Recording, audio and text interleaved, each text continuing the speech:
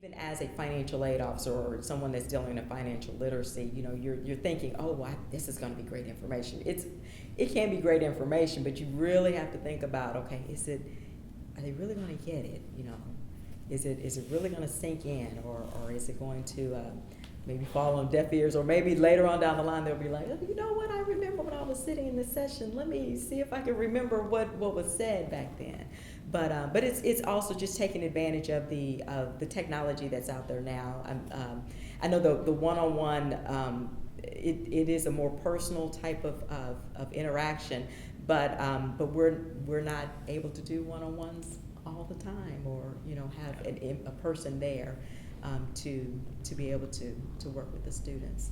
So just taking advantage of the technology too that's out there. And so could you explain the difference between federal loans and private loans a little bit? Federal loans, of course, they're backed by the Department of Education. They are guaranteed loans, so just as long as you don't have a default on file for another federal loan, you're eligible for it. There are maximums, so there's caps. If you're an incoming freshman, there's a certain amount that you can get. If you're a graduating senior, there's a higher amount that you can get in a federal loan. The loans, they're at a fixed rate.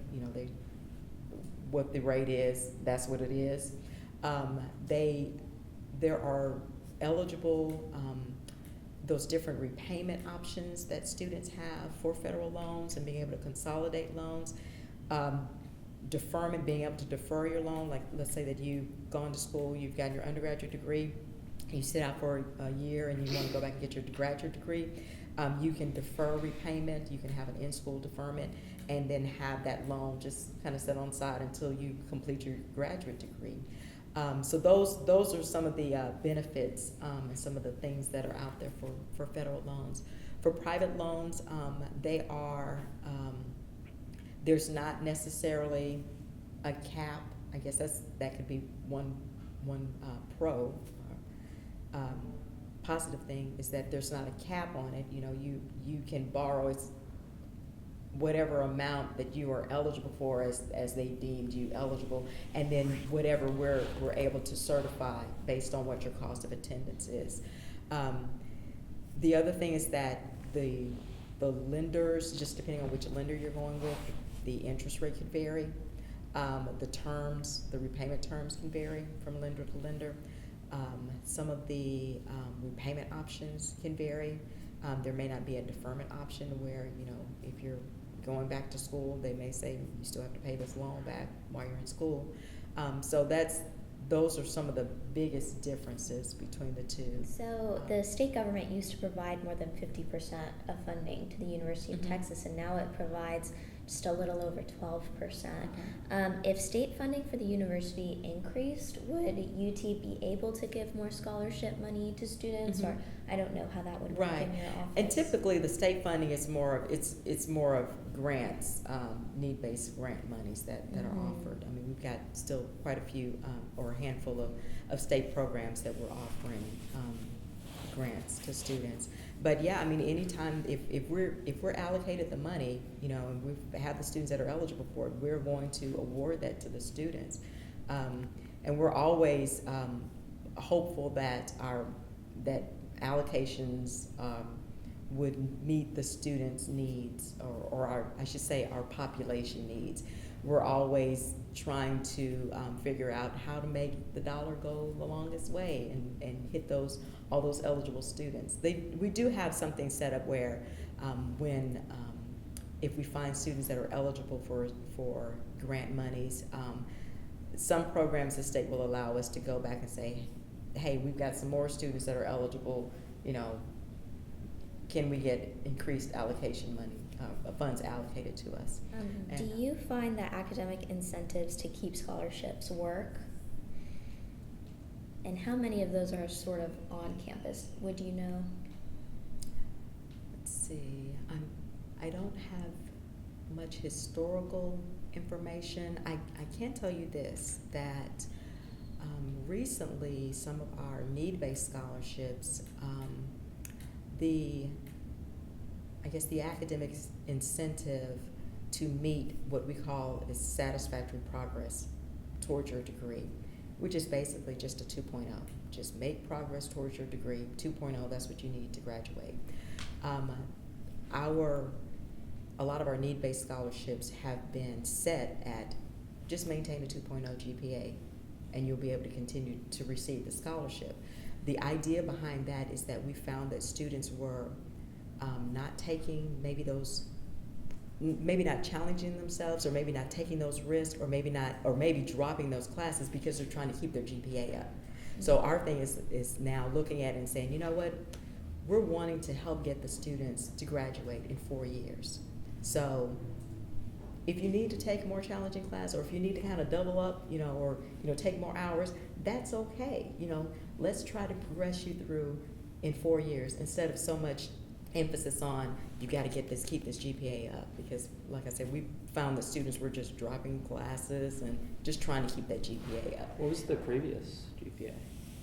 It could have been, vary. it just varied. It varied. So, I mean, depending on what the scholarship was, it could have been a 2.5, it could have been a 3.0, it could have been 3.25. So just all these different various and various GPAs. So you feel like being able to kind of have it at a 2.0 allows students to really just say, okay, I'm going to take, PChem or something like this, Right. knowing I could get a D, but at least that'll still be there, Right, and they're just progressing towards their degree, and they're taking those classes, maybe doing taking a challenging course that they might not have thought of taking before, or like I said, taking more hours and just not being as worried about the GPA as much. We'll see. So this is new, so we'll kind of keep our eyes on it and see how it's going. Based on my experience, I feel like it would work.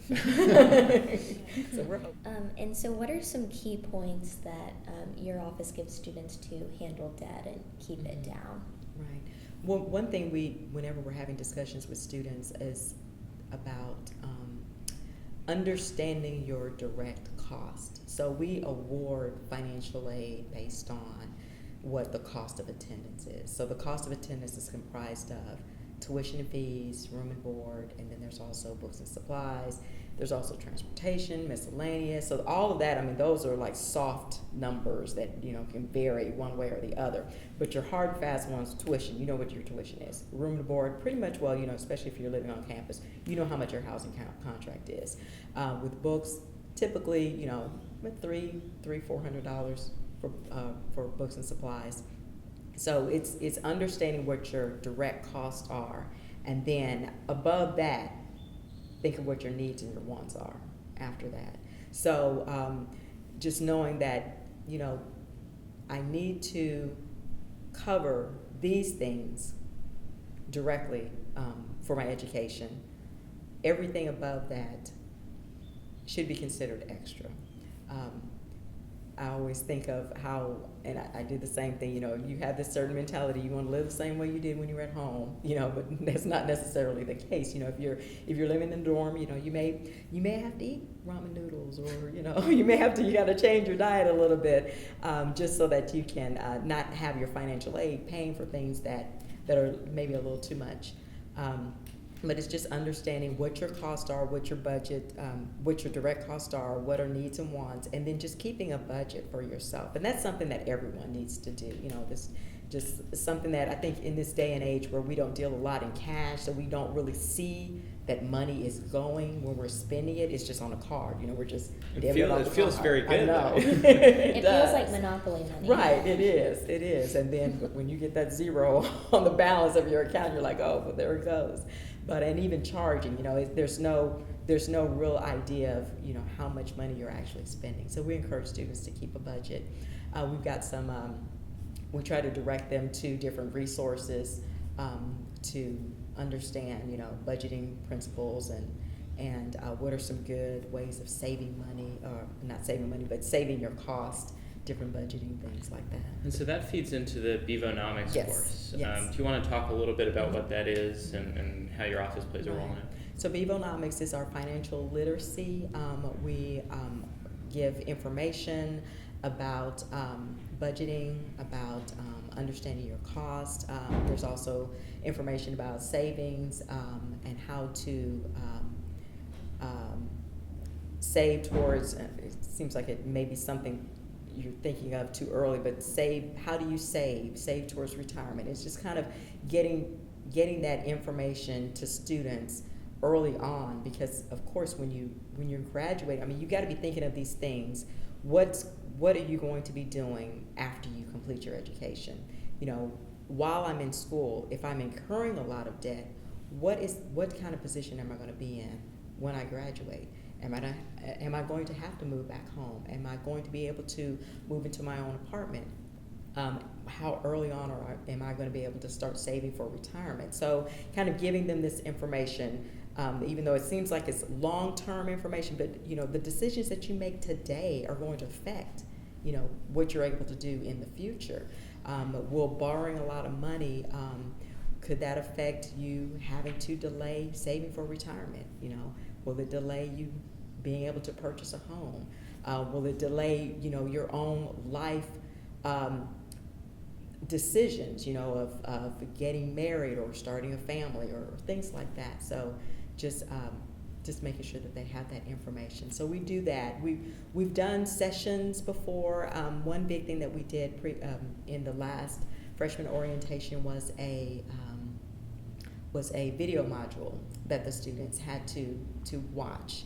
And what we found with that particular audience is that, you know, you're an incoming student or prospective student, you know, you're wide-eyed and excited about going to school, going to college, and what type of financial literacy information will resonate with that audience. So we've worked with the provost office in getting a video module put together where they went through and viewed the video, and it was part of a requirement that they had to view. But it was nice, a little slick video, and nothing there. Someone was just standing there giving out information. So I mean, it was something that I think translated well to that audience.